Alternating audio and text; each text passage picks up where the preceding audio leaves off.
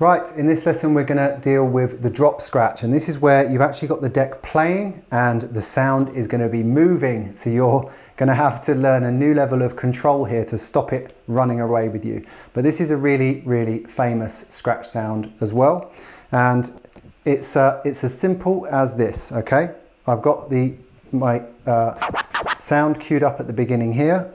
I now get the deck playing and I let go, and then I grab it and bring it back to the start. So I literally just lift my fingers up.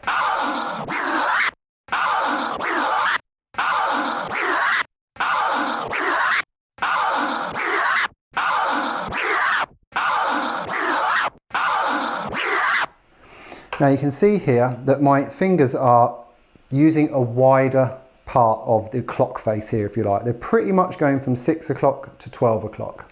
And that's because we're letting the sound play for longer than we were when we were doing the baby scratches. If you see on the screen here, this is where the baby scratch was running up to when we were doing the full 1 beat baby scratch. That was roughly our point of turning back.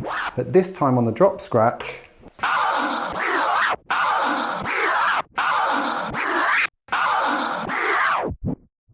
because we're not turning round at the half beat point, we're going to turn round at 1 beat for the drop scratch. So we've got 1, 2, 3, 4. So it's going to be drop, back, drop, back. So it's longer. So it's going to roughly go to kind of double where we were going to before. So first of all, the first thing for you to practice is to get used to just letting your fingers off and letting it go. Now, this is going to have a different feel depending on what jog wheel you've got, but the principle is the same. It's effectively let it go, all right? So that the sound just plays. And this is why it's important to make sure that you have your software settings right, so you don't have a slow start on your deck. You want it to just start immediately as you let go. But the same principle applies, that you must always get back to that silent space before the start of the scratch sound when you're doing the drop scratch. So get the tempo in your head. Forward, back, forward, back, forward, back, forward, back. That's what you need to be doing. Get your hand ready, press start on the deck and give it a go.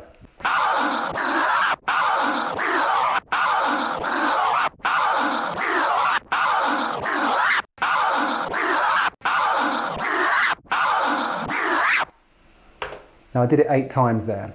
Now you'll notice that it's not always exactly coming back at the same pace. It's always going forward at the same pace because the software is playing the sound and it's playing it, you know, it's always going to be a fixed speed going forward. But when you come back, this is going to be the tricky thing for you to learn in pulling it back, because you're pulling it back quite a long way and you need to kind of maintain the same deck speed coming back as you do going forward. So let me give you some examples of how it would sound wrong. Too fast. Too slow. Too fast and kind of missing the point at the beginning. Too slow and not reaching the beginning when you get to the end.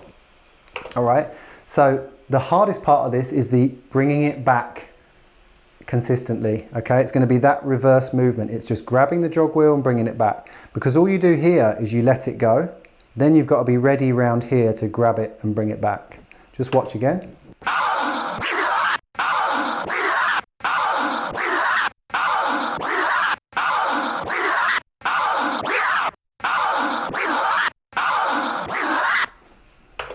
Okay, so that's your first practice drill. I want you to do 8 consistent drop scratches where you're consistently bringing it back, and it's you're getting it right 8 or 9 times out of 10.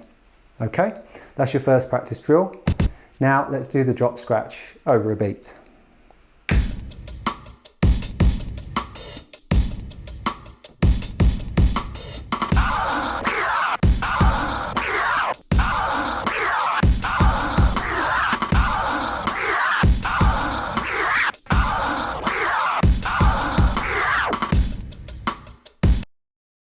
Now, the drop scratch is a fundamental scratch in some other scratch techniques which are coming up in the future. Most importantly, the transformer scratch and the cut scratch, where you basically need to let the sound off and be doing other stuff with the fader. So this is a really, really important one. It's come this far into the module because it is quite tricky. It's getting that consistency of the reverse stroke, which is quite hard.